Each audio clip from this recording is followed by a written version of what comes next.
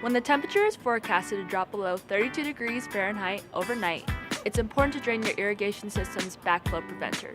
Here are the different types of backflow preventers.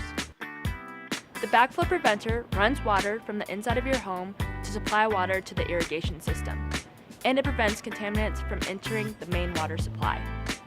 If the backflow preventer is not drained in a cold snap, the pipes can freeze and burst, allowing contaminants to get into your main water supply. Now, all the pipes underground that lead to your sprinkler heads will be okay.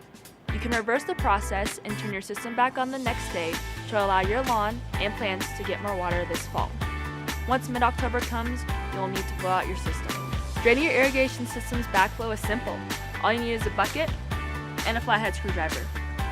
First, find the main water supply line in your home. This is typically located in the basement, a crawl space, or in a closet. Locate the irrigation water supply line. Turn the handle so it's perpendicular with the pipe to close off the water supply to the line. Go outside and find the backflow preventer on the side of your house. Turn the handles to 45-degree angles, and with a flathead screwdriver, find the test cocks and turn them to 45-degree angles as well. If there's a drain at the bottom of your system, unscrew it to drain more water. Open your valve box and find the drain. Drain the water that is in the manifold.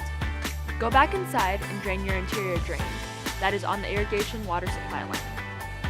Place your bucket underneath it, loosen the screw, and drain the line. Then turn your irrigation system's timer off.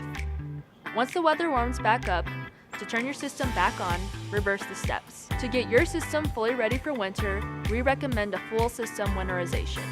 To schedule yours, call us at 303-721-9003.